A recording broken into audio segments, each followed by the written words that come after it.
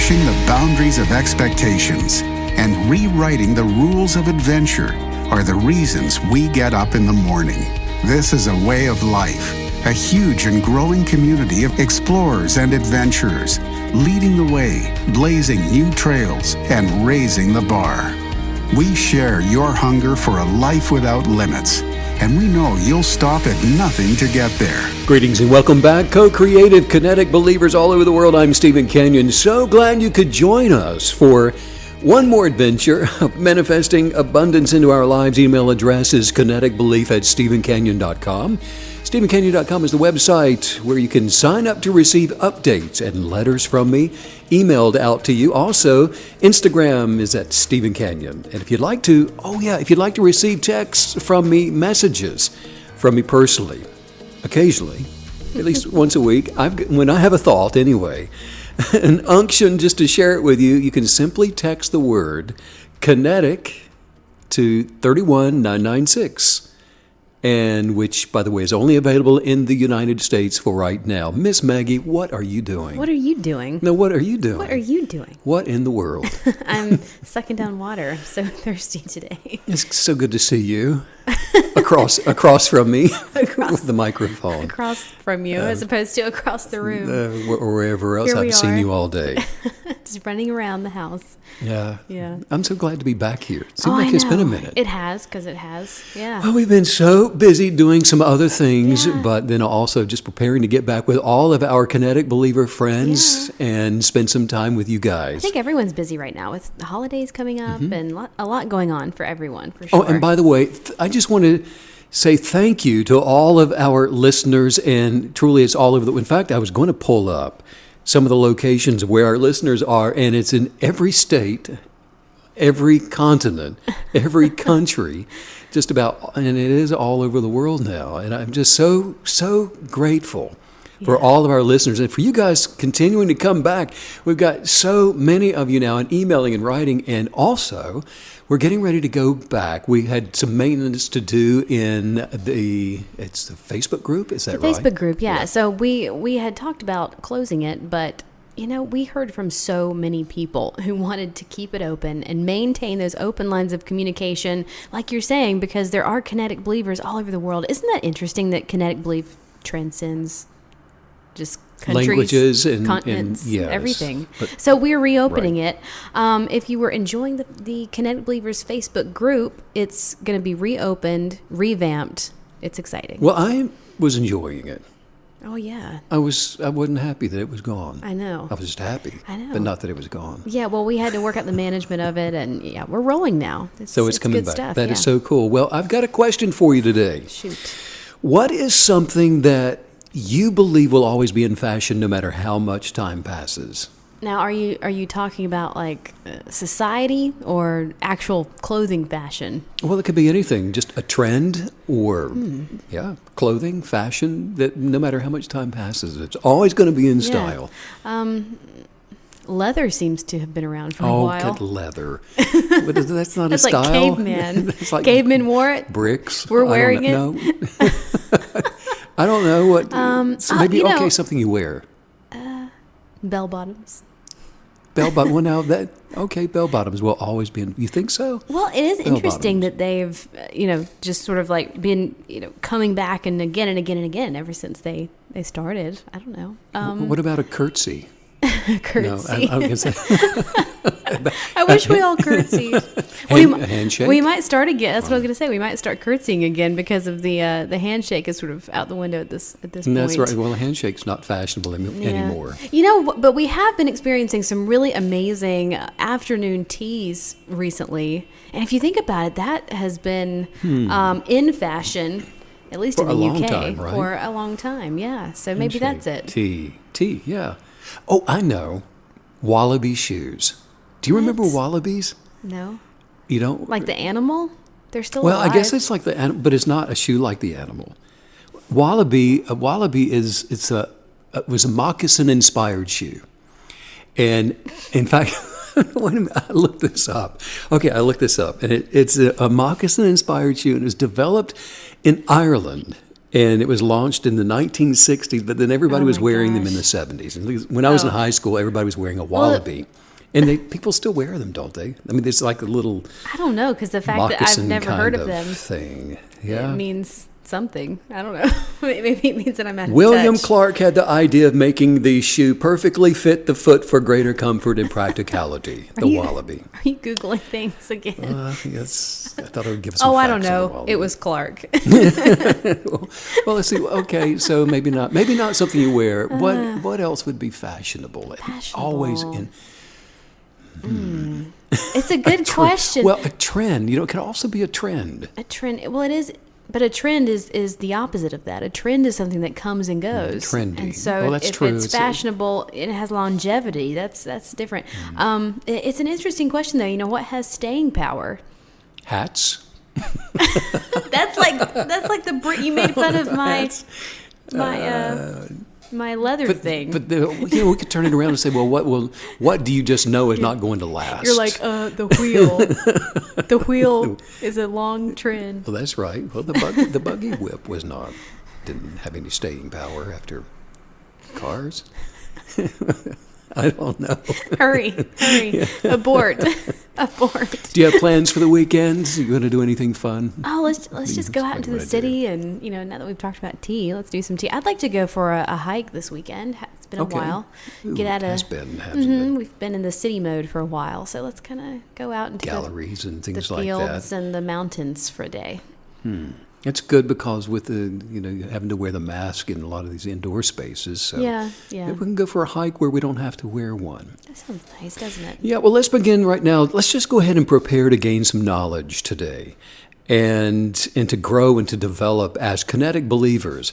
And just right now, focus on having just a sense of presence wherever you are. Come into this moment. Just release thoughts of the future, those to-do lists, and just release the noisy talk and thoughts from the past as well. And just be right here, right now. Be present. Come into this moment. Awareness of your sensory presence. How does your body feel right now?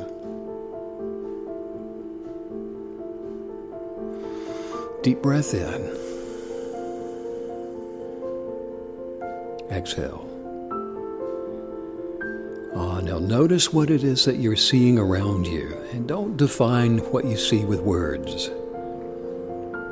Allow what you see just to be a form.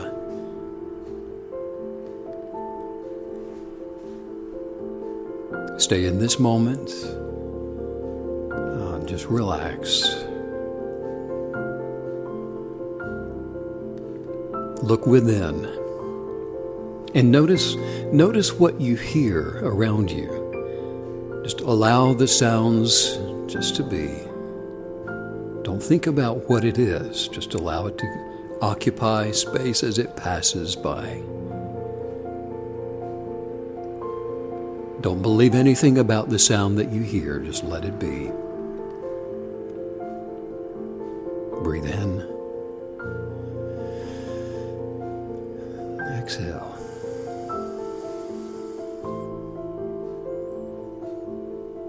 Come into this moment and intensify your presence through awareness. Feel a little excitement as you begin to anticipate and expect with gratitude that something very important is about to happen in your life, in your thoughts, and your conscious awareness. Now, this is the moment that something memorable is going to happen to you. Breathe in. Exhale.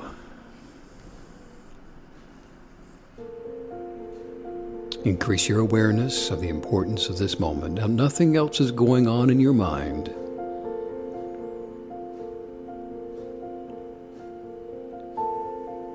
With the sound of my voice, you've entered into awareness. In between thoughts, bring now the image of your life's purpose, your genius of purpose into this present moment.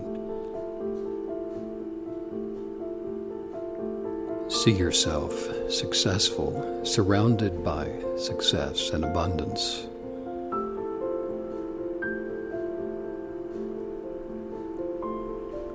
See this presence of being already done in your life, and it's not wishful thinking.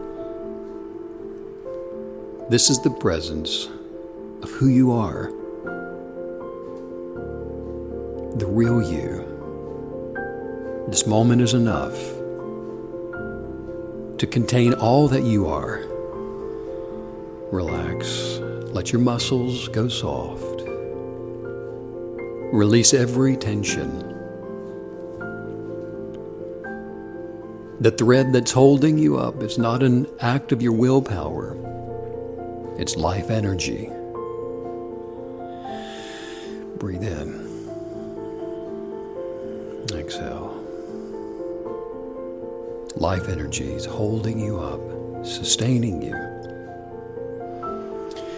Feel the presence of your life energy in this moment. It feels good, doesn't it?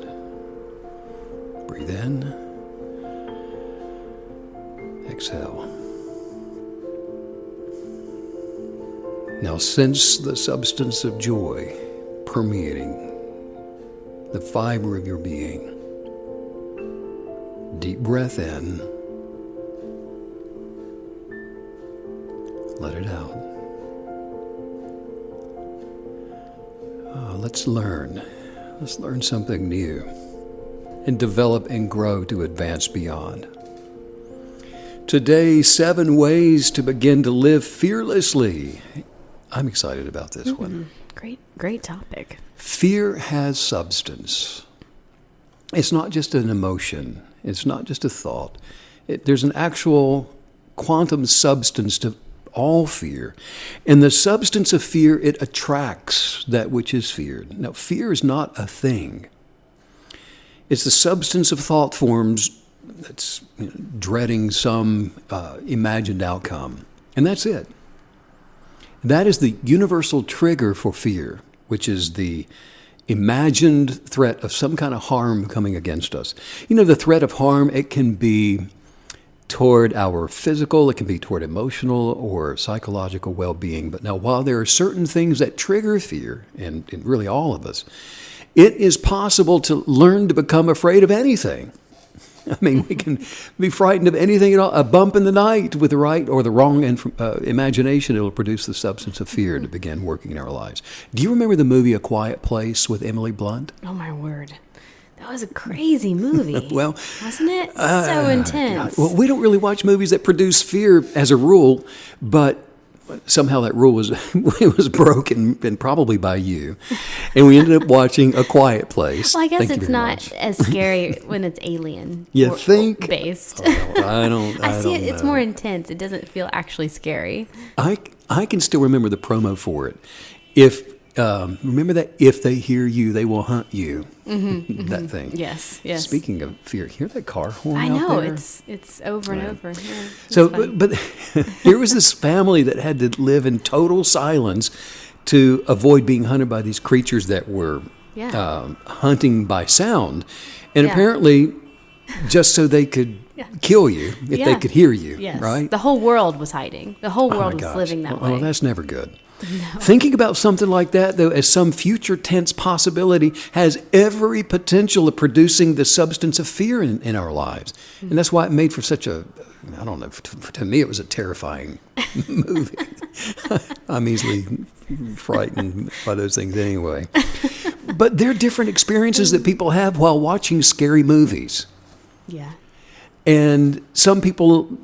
Actually, they enjoy the gore. Some people like being startled, and some people enjoy the escapism that fear produces. But just like any kind of addiction, that can be to food or drugs or fear, the end result is that the substance of anything toxic, when obsessively consumed, produces negative results. And we're talking today about even the addiction to fearful things always produces negative results in our lives. Yeah. How scary movies make you feel is a big reason why people keep going back for more. Yeah, I can see that. Why it's such a huge industry. Yeah.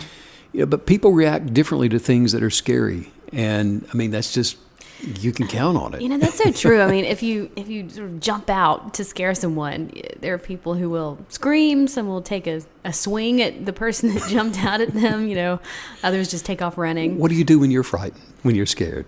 I think I just unexpectedly scared. Not watching a movie, but startled. Oh, startled! Yeah, I like freeze. When I walked around the corner a minute ago, and on the coat rack was your coat and a hat on top and your tennis shoes underneath, and I jumped. You thought there was like a 10-foot man in the foyer. What do you do? I think I probably freeze and scream. Freeze and scream. Yeah. I don't run. Well, I think I just absolutely lock up. Well, people have every kind of imaginable... I go boneless. You go boneless. Don't you go boneless on me. But reactions include what? Fight, flight, everything in between. And there are studies that have shown that people who like scary movies tend to enjoy feeling really intense emotions that the fear produces. Stimulation. Yeah. Well, physiologically speaking, when we are scared, our brain's immediate response is to go into fight or flight mode. So when this happens, our entire physical body, what's happening is it reacts to whatever has frightened us. For instance, your heart may race and your muscles can tense up. And it can even cause you to scream, me to jump. You can always feel that little adrenaline shot that comes coursing through your veins. Absolutely. Do you remember the Frasier episode where he was a clown and he came out of the bathroom and he scared his dad? He had an axe and his dad had a heart attack. Yeah, he just almost died. Oh my gosh. Well, you got to be careful with that stuff. When we watch a scary movie, it stimulates the brain, and the brain responds with the physical and the emotional sensations that we call fear. Well, you've said that fear has substance, and that substance of fear, it will actually come against us, meaning that whatever we're fearing, it's going to attract and manifest bad things to happen in our lives, right? So when we watch, for example, a scary movie, just by watching it seems like we're producing emotional sensations, that are then rooted in fear, and they're going to have negative effects in our lives. There's no way around it. That's really putting the responsibility of setting ourselves up for good results in our hands, isn't it? Like you're always doing. It's up to us. Yes, absolutely. And that's a fantastic thing, though. Well, yeah, we have control over what we will experience in life, and through the power of belief, whether we believe it or not. And in the quantum physical world, thoughts are made up of energy. They are carried by particles which attract like-kind energy to create. So in other words, the substance of love manifests love. The substance of fear will attract that which is feared. It will manifest a form of that which is feared. And on a practical level, somebody that is afraid of, say, getting sick is more likely to become sick frequently than somebody who's not afraid of becoming sick. We are creators, created in the image of the Creator, with the same ability to imagine what we will attract into our lives. So as long as we hold an unwavering thought form and belief that all is well, then for the kinetic believer, all must go well. It has to. Nothing can be wrong within the reality of our awareness, except for our own personal attitude, which cannot be wrong as long as we trust in positive beliefs and we're not afraid. How can we know if we're operating in fear? It can be subtle sometimes. Well, there are many indicators that we are anticipating something to go wrong. Hurry, for example, that's a manifestation of fear. The person who is not hurrying isn't afraid of not having enough time or whatever they are hurrying to.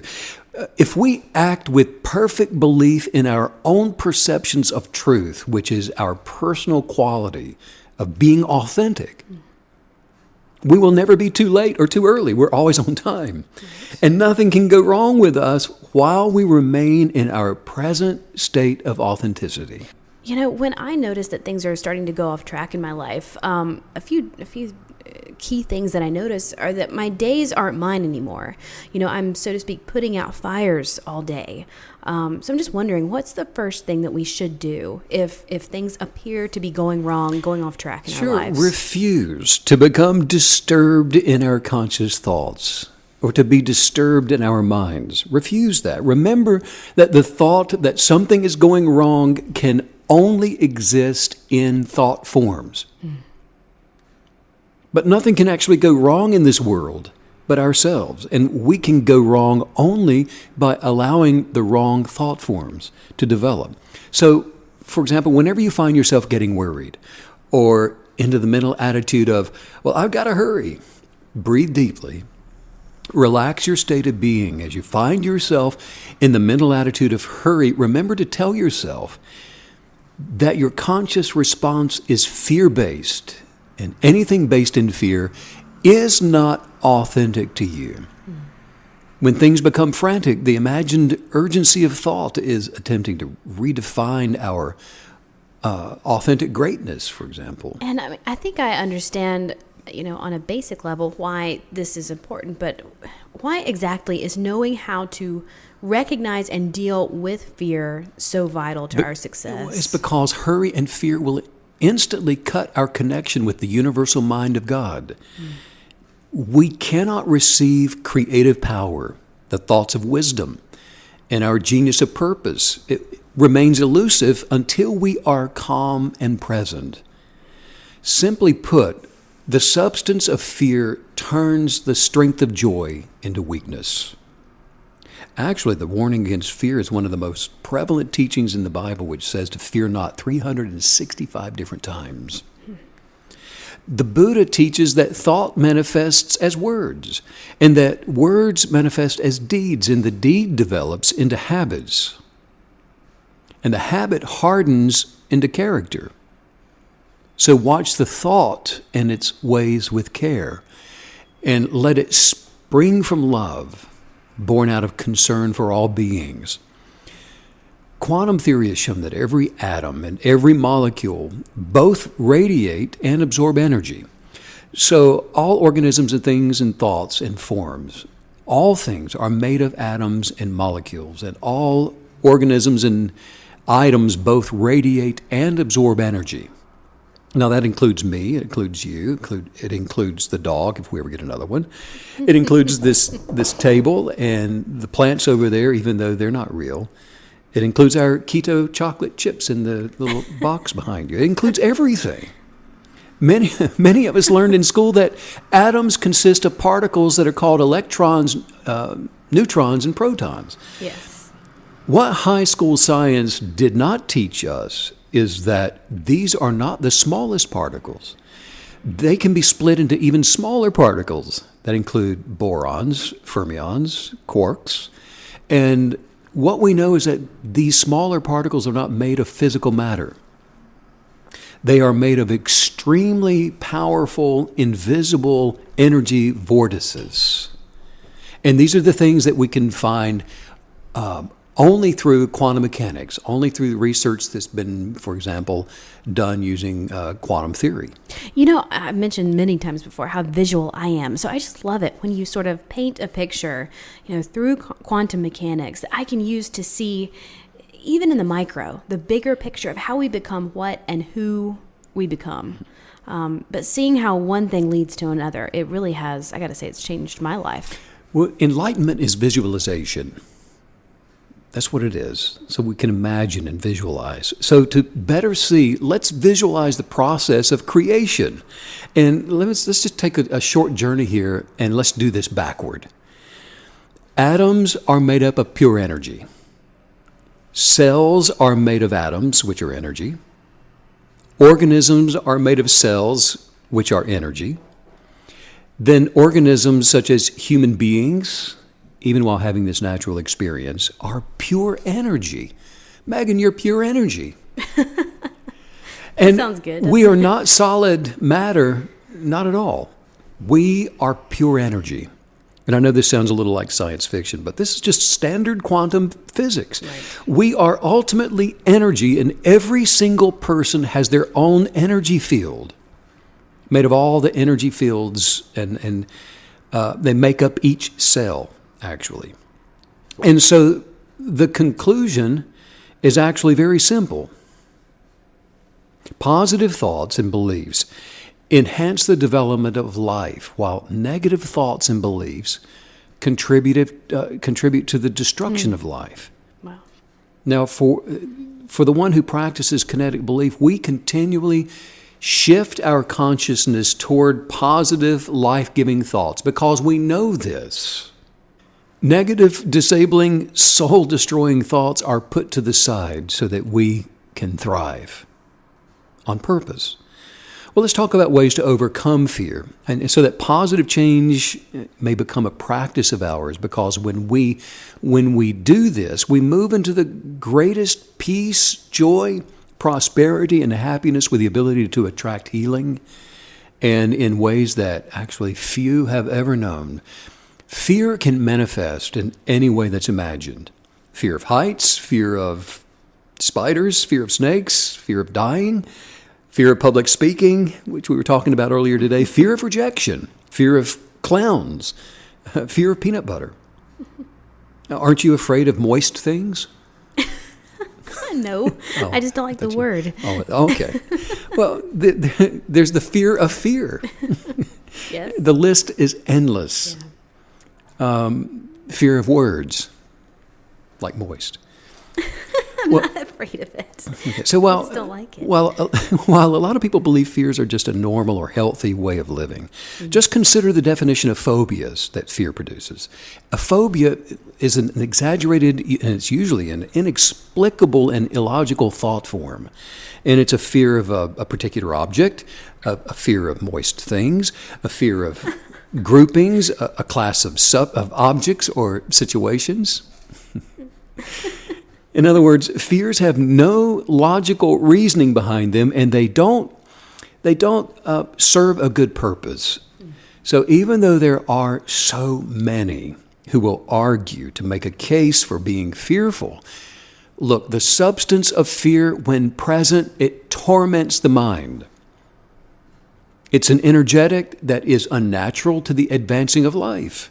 Fear is the opposite of trust, which is not aligned with unconditional love. And fear is destructive to every good thing. If you've been living with a fear or multiple fears, today is your day to begin attracting a great change into your life and doing it within, to be able to overcome the substance of fear in your life. Fear is not natural to the spirit of our being. Fear is the product of anticipatory anxiety. As creative creators, each of us have the creative belief abilities to be free from fear. So it makes me wonder, whenever someone feels afraid to fly, afraid to swim, to drive, the things you were listing off, so it just seems like they should first remember that, like you're telling us, fear is the manifestation of those negative thought forms. Yes. We begin becoming free from fear by putting 7 modalities to overcoming fear, for manifesting great change into practice and moving into the greatest peace, joy, and perfected abundance that we've ever known. The first thing to do is to watch what you're watching, like we're talking about. Franklin Roosevelt had it right when he said that the only thing that we have to fear is fear itself. Fear doesn't prevent bad things from happening, and most often it's the cause of bad things happening. True.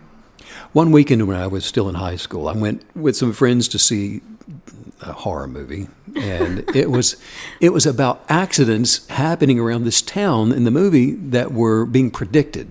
Ooh. And so, on the way home, there we are. gosh. We're all just nervously laughing and talking about what we just watched. And I made the stupid joke saying that, hey, wouldn't it just be like this car coming toward us if it were just to run head on into us? Oh my gosh. Now, is that not stupid or what? Yeah. And no sooner had I said that, after watching that movie, being scared, and saying what I said, that car slammed into the side of our car, Oh my gosh. taking the side view mirror right off the car. And it was only inches from having been just a head-on collision with us. Now, not only did the movie open the door for us to become very fearful for our lives, but something actually happened quickly that aligned us with our fears. And it was probably my big mouth after watching the movie. It was probably But you. our fearful expectations attracted a situation that was horror movie material almost immediately within the hour. And so, whether you know it or not, images stay with us. Our conscious awareness, well, it's like a movie screen. And it can be used for us or against us. And so, begin directing your life to attract more life by watching what you're watching. Our thought forms should not be feeding on fear. It should not be feeding on horror or murder mysteries, negative news, or anything at all that is fear-based. Wow, that's really it, though, isn't it? We are directing our lives to attract more abundant life by knowing that we're actually creating what we will experience, by choosing what we're watching, specifically what we're allowing in through our eyes. Making those wise choices. Yeah. And, the second thing that we do is to acknowledge the source of fear. Know where it's coming from and be alerted to what it is. And to win this battle and overcome fear, we've got to acknowledge that, it's not natural to advancing our mind, body, or soul toward perfected completion. To tolerate the substance of fear is not healthy. The inner dialogue of negative thought forms are not unique to any one person. They have been previously imagined to exist and are therefore, they're part of the universe. There's nothing new under the sun. Thoughts exist. They're out there. Fear is a substance. It exists in this universe. However, the choice to not internalize, to attract negative suggestions by not subjecting ourselves to fearful images, that is one of the most powerful ways to displace the substance of fear from our life. One of the first things we can do. And then understand that fear is never for you. Fear is always against you. Fear has never helped anyone, but instead it causes every person who's under the influence of it, it causes them harm. Whenever you start to feel any type of fear, remember the cause and effect. Doing this will immediately help you to know what it is that you need to do. And then the third thing I would say is one of the most powerful things that we can do immediately as kinetic believers is this. It's to refuse to fear.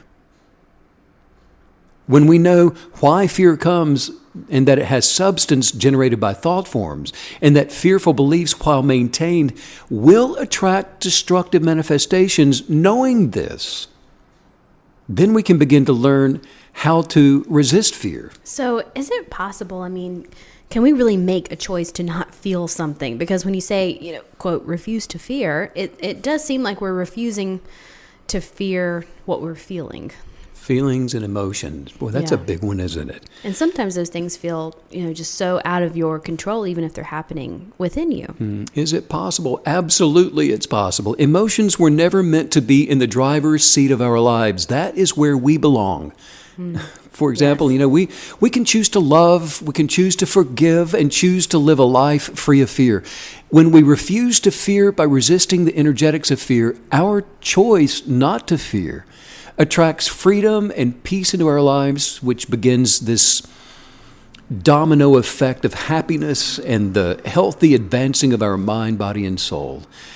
Whenever a fearful thought tries to create images and begins storytelling the narrative, that's when we should be quick with a response and literally choose to be present and think thoughts that say, absolutely not. No, I refuse to fear.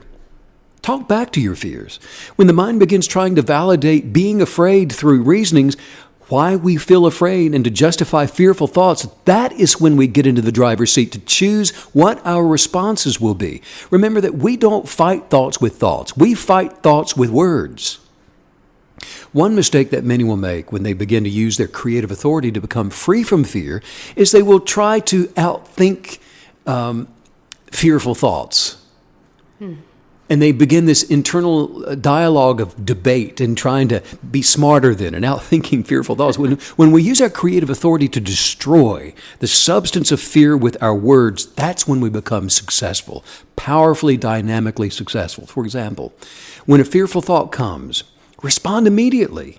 And I do this out loud. I do it with positive words describing what I have chosen to believe. And this begins the process of just releasing the power of kinetic belief to attract my highest viewpoints into my life. That's it, isn't it? By maintaining our greatest expectations for these experiences, we remain positive. We speak positively, and in turn, we're using our creative authority to destroy the substance of fear, to keep it from directing our lives, because you're so right. It really is sort of a gut reaction to think, well, I'm going to go toe-to-toe with fear. I can outwit fear. But that's the completely wrong strategy. Yeah, and that's really the fifth way to live fearlessly, is we use our creative authority. And we do it by facing our fears, which is vital to defeating them. One way to demonstrate to ourselves, for example, which is who we have to convince after all. This is as personal as it gets. We have to convince ourselves that we have no intention of accepting the manifesting substance of fear into our life, and so we're going to face our fear as a result. You were telling me recently, Meg, that about a horse that you were riding when you were just a young girl, and it taking off with you. Mm-hmm. And after the show was over, you were finished showing off. How you had a choice of whether or not you were going to get back on. You had to face what had become a substance of fear. Yeah. What transpired? What happened? Well, so I was out with a friend. We were just riding horses through the woods, and a bird flew out and just totally freaked our horses out. And they just took off. And the moment that mine bolted, it sort of shook me off to the side. And my feet came out of the stirrups. I'm literally just hanging off the side of this horse. And I could feel a tree just sort of like wisping my hair as we were just... And the horses... going full speed. And, so knowing that I had almost been cracked into a tree, I just closed my eyes and let go. And just hit pretty hard. But yeah, but the guy that loaned us the horses, we didn't want to freak him out, because we thought, gosh, we won't be able to ride again if he knows that we got thrown off. And so we got back on and just rode back like nothing had happened. So, yeah. So, you faced your fear, and that's the key, is we don't accept fear in our life. Speak harshly to it if you have to, but face our fears, and we do it in peace and in faith, and with the unction of knowing that, all is well. Yeah. If you got back on the horse, all would be well. Yeah. It would be okay with the owner, it would be okay with the horse, and ultimately it would be okay with you, yes, as it was and is. Yes. And the sixth thing to do is to trust in your authentic self. What are your fears? Fear of not having money, fear of losing a relationship, maybe it's fear of losing a job, fear of dying, of a specific health condition, maybe whatever your fear is. Look, fears don't belong to you. So don't take ownership of them. Fears do not belong to you. If we move our cares over into the casualness of presence, where all things exist undefined by fear, we move every care over to our all is well place of awareness. Then when I'm present, like we began the podcast with today, in this place, whatever the care may have been, the substance of peace, love, joy, happiness, which freely flows into my present space, will provide the wisdom and the patience to remove my cares from me. But if we insist on holding tightly to every care, every concern, every worry, every fear, doing so blocks the presence of creative wisdom from moving on our behalf. We can be free of fear when we understand that the urgency of cares is the presence of fear. Wow. And the seventh thing I would say to do is just not let the fearful substance and imaginations direct your thoughts. Without knowing it, most people live in fear, and they dwell in negativity, and they talk the language of fear. And those that talk that language do it a lot. They're fluent. Yeah. Fluent in fear. And when a person like this is in our lives, this is where we always got to make some decisions. Look, we don't necessarily have to cut people out of our lives, but you will want to limit your time spent with those who are a constant stream of fear and doubt and worry. Now, you may think that their fear and negativity doesn't affect you, but what you stream into your eyes and into your ears becomes the present fuel for your mind, just the same way that whatever you put in your body becomes fuel for your body, whether healthy or damaging. So don't let the fearful direct your thoughts. Spend time with people who are positive and filled with kindness and filled with love. That alone will bring great change to your life and keep you free of manifesting damages of fear. So if you're ready to stop attracting, to manifest destructive outcomes into your life, recognize that all bitterness, regrets, anxiety, anger, double-mindedness, hurry, worry, all of that's fear-based. Stop being scared, and great change will begin manifesting into your life. By applying the balance of kinetic belief, which are dreams that we desire, gratefully imagined to be true for us, we begin finding ourselves developing in a new habit of living within perfect peace. We don't need to fear anything in this life. Creation is kind. It's life-giving, and where fear is not the guiding force, a long and happy life, one that's filled with the abundance of joy and laughter and prosperity, becomes a reality for us all.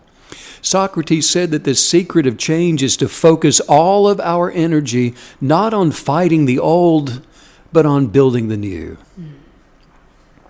The kinetic believer determines, that our own values are ours, specific to ours. They're unique to us, and we follow them unapologetically. Look, we allow ourselves to blossom and to grow and to continue to transform. Even as adults, we don't stop the process. Now that you're grown up doesn't mean that you stop having fun. All of those living their best lives understand that we're continuing to grow and develop into new and bigger and greater things and in greater ways. Nothing excites me more than being free from the spirit of fear, the condemnation and guilt that it seems to always bring with it. You want to work on some highest viewpoints? Yes. Do you want to do that? Get rid of fear. Let's do this. Just say this out loud. Say, loving who I was created to be emboldens me. Loving who I was created to be emboldens me. Speaking my mind. Speaking my mind. With confidence. Is easy when I don't care. It's easy when I don't care. I choose to be love. I choose to be love. I choose to support others. I choose to support others. For who they are. For who they are. My fearless approach to doing me. My fearless approach to doing me. Is increasing each day. It's increasing each day. I am confident. I am confident. And positive about my life. I'm positive about my life. I feel fantastic. I feel fantastic. About who I am. About who I am. Every day. Every day. I know that I can attract anything. I know that I can attract anything. And I believe that I can attract all things. And I believe that I can attract all things. Living fearlessly improves my self-esteem. Living fearlessly improves my self-esteem. And guess what? And guess what? It's actually fun. It's actually fun. Being confident. Being confident. Is my natural state of being. Is my natural state of being. I believe in myself. I believe in myself. And I know that I was created. And I know that I was created. By the desire of love. By the desire of love. To become love. To become love. To be loved. To be loved. And to love. And to love. So that's what it means to be afraid of nothing. And that's what it means to be afraid of nothing. But fear itself. But fear itself. Which I refuse to fear. Which I refuse to fear. In case you're wondering. In case you're wondering. 7 ways to live fearlessly. If you want to maintain a fearless life, you can also use the 100-day guided journal that Stephen has created. It's really more of a hybrid, a book and a journal. You can find that at stephencanyon.com. The digital version is there. And also the hardback copy is there as well that you can receive anywhere in the world. Isn't that cool? It's so cool, KB Creatives. Yeah. Thanks for always coming back and joining us for another podcast. And you too, Miss Maggie. Well, thank you so much. What a pleasant experience it is to always do these with Isn't you. it always fun? It just recenters. It's so invigorating. Absolutely is. Yeah. Yeah. Sending out much love to all you KB creatives all over the world. Yeah, thanks as usual, Steve, for all the wisdom. Bye.